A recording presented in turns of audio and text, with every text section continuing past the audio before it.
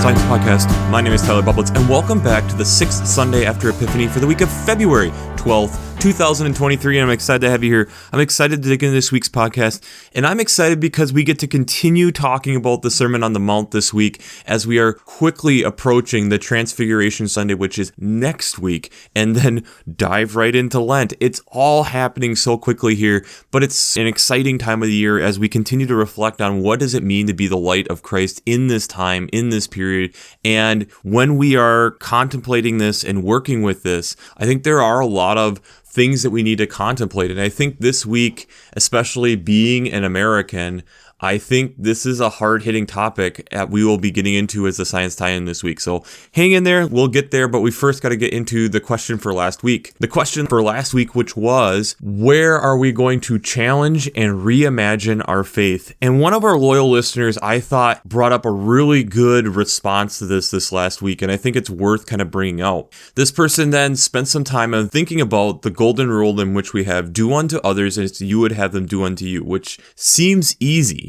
But then we have to remember that others around us, a spouse or anything, are going to interpret that differently, and that the world is changing quickly, so we constantly have to be reconsidering what the world is looking for, what the world is needing. So especially the example that this person used was how we used to see, at least here, especially in North America and the United States, that clearing the land for making crops was a good thing. And then now there's other factors in which we want to consider. Is clearing the land or clear cutting the land or totally disturbing all the land to plant crops really that good of a thing? It's kind of finding that balance and being like a gardener and figuring out what is going to be the best thing and versus something that's maybe not as helpful for the long-term success of the planet. And I think it's that balance is super important, and a really interesting way of looking at that question is, I think as we are looking at faith and as we are looking at what has been done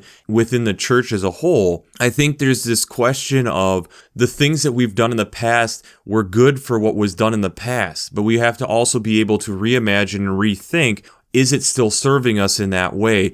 What have we learned? And not necessarily trying to continue to push the same way of doing things because maybe the time of service for that has moved on. It's then allowing us the ability to be able to reimagine, refocus, and go into a new direction. So let's just jump into the text for this week. This is a kind of a fun week because we have alternative first readings, and especially where the one alternative reading is coming from. So let's just jump right into it. The first reading is from Deuteronomy chapter 30, verses 15 to 20. This text, you can definitely tell it's near the end of Moses' time. Remember, Moses is writing Deuteronomy, and it's kind of this farewell discourse, I guess, in a way of what Moses has kind of done. But it's laying out the idea of prosperity and death, and how obeying the commandments of what God has laid before you and observing them is leading in a way of life, and that when the heart turns away from that it's easy to be led astray. Remember what Moses has seen the people continue to go through, where they're following God and then not following God, and how they've had to wander in the desert, and he only getting glimpses of the promised land because of the people not wanting to wholeheartedly just follow what God has been laying out. And so this idea then of how we are being called into this and wants to have this relationship with us, but if we don't obey, it makes it very difficult for us to be able to have that communication. So if we turn our hearts to obeying what God is wanting us to do and following where God is leading us, thus it'll make it easier for us to be able to get and to accomplish what God is wanting us to accomplish, and following in the footsteps of the ancestors, of the ones of the promises that have been laid out before, and especially from the time of Moses here, of Abraham to Isaac to Jacob. The alternative first reading this week is out of Sirach chapter 15, verses 15 to 20. Sirach is part of the Apocrypha. It's part of that section of books that are part of the canon of many churches, but don't necessarily always make the Bible, which makes it kind of confusing. But these 6 verses are a very similar idea, similar theme to what we have here in Deuteronomy also, that we're trying to keep the commandments and live faithfully, and that in doing that, we are able to find the life and the wisdom of what God is trying to lay out in front of us. and that it's then allowing us to be closer to God and not be able to sin or take us away from the relationship of God, us being able to be in a more close, intimate relationship because of that. The psalm this week is Psalm 119, the first 8 verses, 1 to 8. And this then is when following, what does that look like? That we are blameless because we are trying to walk in the way of the Lord, that we are seeing the heart of what God is trying to do. We're seeing the steadfast love, and that we are trying to embed this relationship within us. We are trying to follow as we are commanded, and thus being able to live out this way closer to what we have been instructed and steered toward, that we should be led toward. The epistle text, or second reading, is from 1 Corinthians chapter 3, the first 9 verses.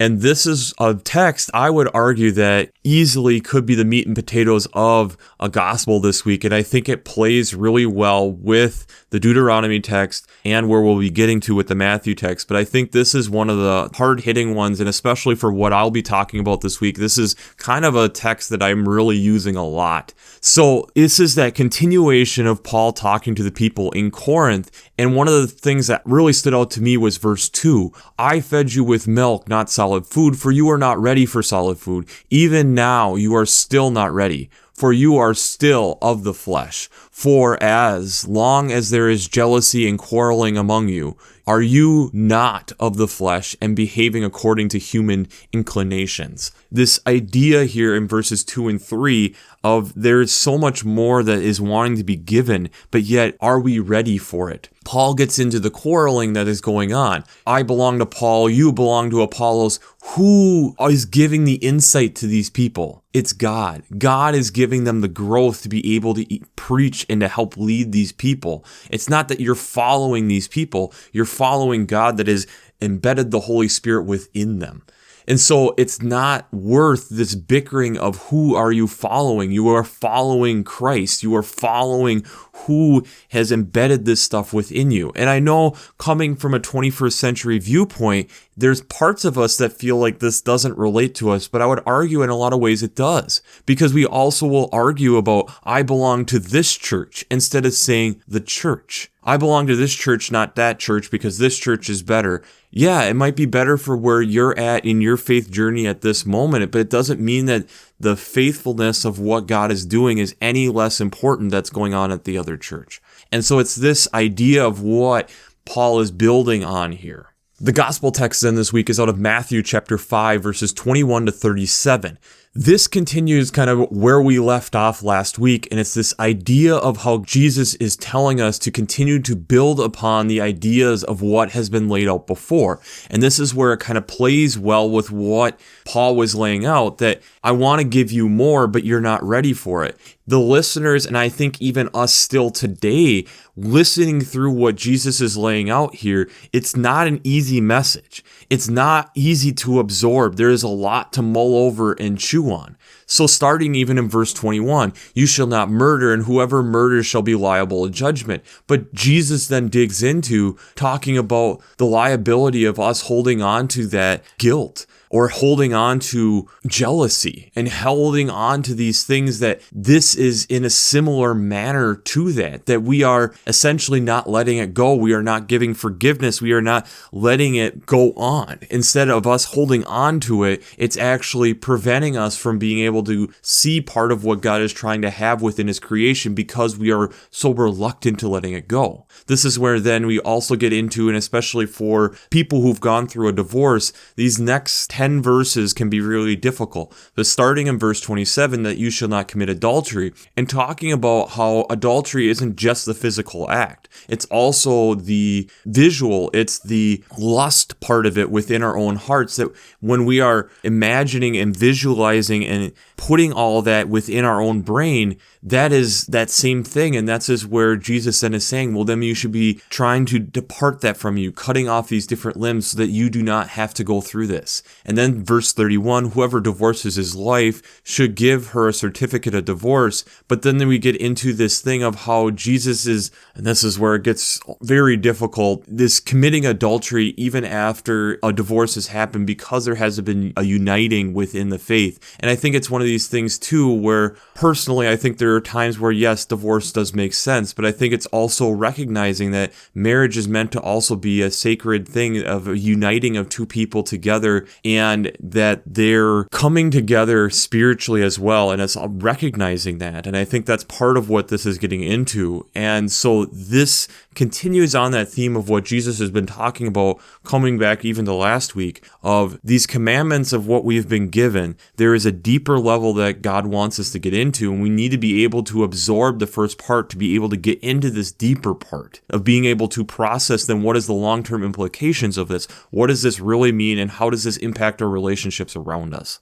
So before we jump into how faith and science come together this week, we have to do shameless plugs for Working Preacher. If you haven't checked out Working Preacher, I'd highly recommend it. Between their sermon brainwaves podcasts, their commentaries, their discussions, since I'm not an ordained minister, I use them on a weekly basis to be able to see the different discussions, commentaries, podcasts, all these different things from different biblical scholars on how they're interpreting these texts. And it helps give a lot of insight onto how to potentially look at and think about these texts in a different creative way. So if you haven't checked out Working Preacher, I'd highly recommend that. I'd also highly recommend checking out the Revised Common Lectionary coming from Vanderbilt's Divinity Library. I really enjoy not only how they lay out the text week to week, but I also enjoy that they have hymns, colors, prayers, but also the art. We have talked about it. It's so important to be able to see how different people have interpreted these texts artistically throughout time and space. So if you haven't checked out the Revised Common Lectionary coming from Vanderbilt's Divinity Library, I'd highly recommend that also. Making this decision of following the Lord and continuing into the commandments and the teachings of what God has been leading us into in that relationship is how I see the Sirach and Deuteronomy texts. And then we have the freedom that comes from that in the Psalms. And then you get the heavy hitters of Matthew and 1 Corinthians this week, but there's more here than just the simple catchline. There's more on how this continues to affect, and the deeper that you get into this relationship, the more and more you understand how complex in a beautiful way this actually is. And is that not like the relationships that we have day to day? That we realize that as we get to know people, how complex they are, how complex relationships can get, from understanding the people that you are around, how they're going to react to different situations is so important. And I think it's one of the things that we often underlook ourselves. But there's also one of the things, like I stated when going through these texts initially this week, in 1 Corinthians, starting at verse 2 and getting into verse 3, this idea of how we get fed this milk, but there's still more solid food that is meant for us, but we have to be able to digest the milk. And especially us being mammals, realizing that we start by nurturing and suckling the initial milk coming from our parents. And in that, then we are able to evolve into eating solid food. And that we shouldn't just be stuck at the suckling phase, that we need to be able to continue to develop that relationship enough that we are able to get to the solid food stage. And that is what Jesus is laying out at the Sermon on the Mount, these hard-hitting, deep meals. And it's the question of, are we actually ready for it? And I would argue, in our modern world, there is one thing that I think is preventing us from being able to get to this solid food. And it's something that all of us try to do, should be doing every night, and yet the numbers and statistics are showing more and more that we don't actually do it as well as we should. Have you figured out what I'm talking about? The simple thing that we should be doing every single night? It's sleep. How many of us struggle with this idea of sleep and making sure that we get enough of it? As coming from our government here in the United States of health.gov, newborn babies are supposed to get 14 to 17 hours a day. Babies 12 to 16. Toddlers 11 to 14. Preschoolers 10 to 13.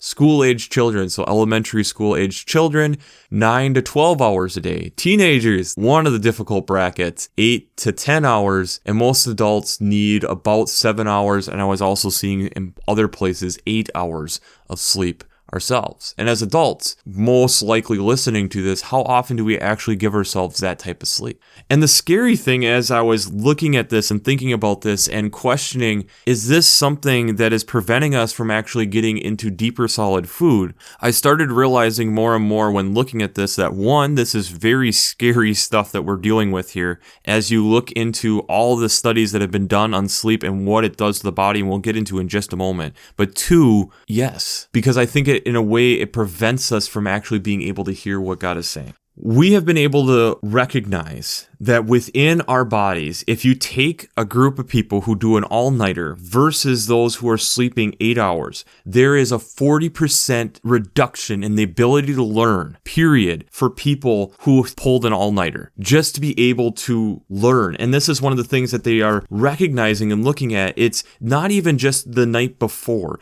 it's a couple nights before. And thinking about it like a sponge, that in order for us to be able to recall, we have to be rested enough to be able to absorb. And then that sleep, one of the things that they're recognizing is that we have these brain waves, and sleep spindles is kind of the transfer unit that is moving us from short-term memory, which is a very volatile memory, kind of like RAM on a computer, and moving it into long-term storage, is going through these brain waves in sleep spindles. And if we aren't allowing ourselves to do that, it makes that memory more likely to be lost. And the scary thing that they're finding with this, one of the things, is that a lack of sleep is being linked to diseases like dementia and aging. That when they're looking at brain waves in and of themselves, and that being the transfer unit, that as we get older and the aging process, these deep sleeps and seeing these brain waves starts to slowly disappear. And so if we're able to make sure that we're doing this sleep, we then are allowing ourselves to actually be finding a fountain of youth in a certain way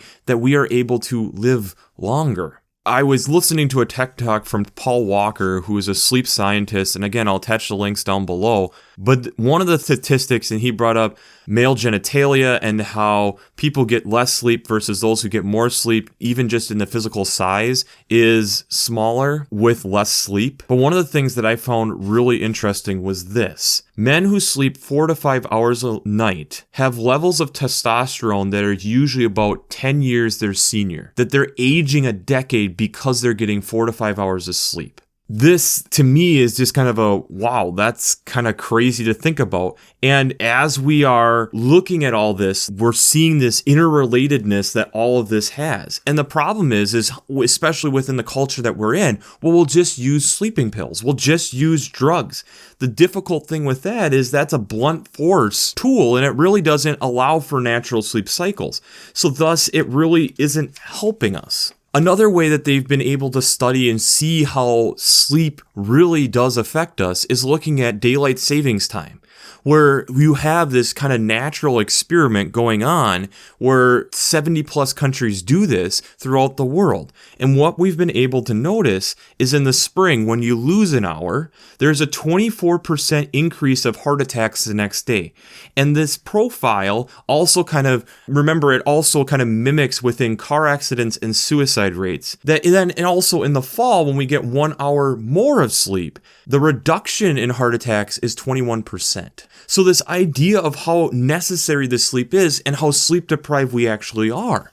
One of the other studies that I found is since the 1940s, Americans are sleeping 1 hour less on average. That's in less than 100 years, we are sleeping an hour less. And the issue then also gets into the immune level, that we have these natural killer cells which are designed to go in and kill dangerous, unwanted agents or cells within the body. Think of it kind of like a James Bond within our body. With 1 night of 4 hours of sleep, the reduction in these natural killer cell activity is 70%. And that we are recognizing that there is significant links being made to sleep deprivation and different risks of cancer. And the ones that so far we have been able to show significant links and evidence for is bowel cancer, prostate cancer, and breast cancer. The World Health Organization has seen this also as so much as that they are seeing nighttime shift work as a probable carcinogen. This all just continues to get scary because then it also short sleep equals short life because we are also seeing how it affects our DNA. 1 week of 6 hours of sleep compared to naturally getting 8 hours of sleep, we are seeing that gene activity react in very unique ways, that there is 711 genes that are distorted in their activity because of the lack of sleep. Half are increased, half are decreased in the amount of activity. The ones that are increased are tumor-producing, inflammation-producing, and cardiovascular disease, and those are all linked to these genes. The ones that are decreased are the immune system, as we kind of talked about before. We, as Homo sapiens, are the only species that are willing to sleep deprive our own selves. And Mother Nature has never had to deal with this. And this is even seen within our amygdala, which is kind of how we process emotions. If we have a lack of sleep, we are noticing that it's super responsive, thus making it that because the communication with the prefrontal cortex, which is kind of the CEO of our brain, and is trying to be able to process this stuff, it just gets emotional. And in doing that, we are just more in an emotional state. Whereas if we get normal sleep, it's not nearly as active. Part of this also gets into the hypothalamus, that its whole job is to be producing chemicals like cortisol during the day and then melatonin at night, and being able to regulate those in the hypothalamus. But if we're not allowing that, we are also then having the remnant of adenosine build up, which is the byproduct of ATP, which is the energy within our own bodies to be able to do things, to be able to live our lives. These type of things are messing up our whole body and being able to actually live to the full potential of who we are called to be. This doesn't even bring into the aspect of circadian rhythms, which is our body's natural clock lining up with daylight cycles, and how much artificial light sources have also played with our ability to be able to even naturally cycle up together and being able to naturally have a natural body cycle. And thus here lies some of these different problems. And as we talked about, it doesn't just stop at dementia or different things. I was finding continued places of stroke, depression, cancer, heart disease, diabetes, all being linked to these sleep deprivation. Why is this so important? Why is this tie in so well with this? The question that I have within our own selves is, if that is the case, and we're not even allowing ourselves to get the sleep that our own body needs, how do you think we're able to actually be able to absorb and process the difficult messages like we have in Matthew, or in what is being referenced in 1 Corinthians, of being able to actually have solid food? Our body needs this time to be able to process, put things in the memory, to be able to continue to work on things. One of the additional things that I did find that is interesting is sleep is what they're also saying it's not time that heals all wounds, it's probably sleep, because there's natural soothing balms to take the edge off of difficult situations to be able to help us process. And thus it's also partially based off of getting that sleep, the amygdala is able to settle down and not be as hyperactive. How are we able to process the things that what God is trying to teach us if we can't even do the simple things to take care of ourselves? If we are able to just see the quarreling and get into the quarreling, which to me, what Paul is talking about almost sounds like some sleep-deprived people who are just quarreling because their amygdalas are overactive because they haven't gotten enough sleep. And we don't have it in the text this week, which I feel is kind of a shame, but how often we hear about dreams and visions. How are we going to have these dreams and visions if we never allow ourselves to be able to sleep and to rest and to recoup? The messaging and the stuff that is talked about in Matthew and 1 Corinthians is hard-hitting stuff. It's not easy to process. It takes a lot of work. And if we are called into that work, that means we need to be able to have times to process, which means we have to have times to sleep. We need to have time to rest, to think, to contemplate, to be able to put this stuff in the long-term memory, to be able to keep working it. Otherwise, it's literally in one ear, out the other, because it stays in short-term and it's very easily gone. The studies show more and more that we sleep deprive ourselves. We literally get to a point where we can't really take anything additional in. So how are then we working? We're just filling space and not being able to remember it. We're trying to put too much into our day and not being able to actually absorb what God is trying to tell us. If we are to become the people to follow God and get into this deep relationship with Him, we then also need to be able to value the creation of what God has made, our own bodies. And if our own bodies is recognizing that we are not getting enough sleep, that we are not able to maintain it, that it's literally pre-aging us, that it's literally causing disease and hurt and harm, why aren't we then allowing ourselves to actually get that sleep? Why aren't we allowing ourselves to actually get that rest? Because then what we're also doing is we're keeping God at an arm's length, because we are not able to actually process the deep messaging and be able to get the solid food, because our own body isn't ready for it. We have to be able to sleep and to rest to be able to even absorb this food. How are we able to interpret the powerful message of what Christ did for us and the amazing thing of what it was if we can't even give ourselves the ability to process what is going on? Because we're not giving ourselves the sleep to be able to recoup our bodies to fight the enemies within our own bodies. That we aren't even allowing the prefrontal cortex or the CEO of our brain to ever shut down. That's one of the things that they're realizing and hypothesizing, is that sleep is the only time that the prefrontal cortex actually shuts down. If we are to be a people of dreaming dreams and having visions, we then have to allow ourselves to be able to get to that space and to be able to be in a space to be able to actually receive the messaging. Jesus in Matthew is challenging us to a deeper relationship. 1 Corinthians is challenging us to this deeper relationship. We see in the Psalm what this relationship looks like, how freeing it actually can be, and how important it is we see in Sirach and Deuteronomy. Are we preventing that because we're not allowing ourselves to sleep? We're not allowing ourselves to rest. That we have been fed a lie of more and more and more. I would argue that there's a possibility of yes. And this message of sleep and rest is a hard-hitting one, just like what Jesus is preaching on the Sermon on the Mount. Brothers and sisters of Christ, I think we really need to take this to heart. And this is myself included. I thought of this whole idea of looking into sleep because I sleep deprived myself this last week. And I've felt the effects for days. How often we do that to ourselves, us being the only mammal that was willing to do that. And the scary thing is not only what it's doing to my body, and the data showing more and more how hard it is for my body to actually do that. But I think what kicks it off is it sounds like it also limits my ability to be able to actually hear and listen and go where God is steering me to go. It's limiting what God can do with us as a people because we sleep deprive ourselves. And we almost wear it as a badge of courage. So the question I have for you this week is, have you ever looked at sleep as a holy thing? Have you ever looked at sleep as a holy thing?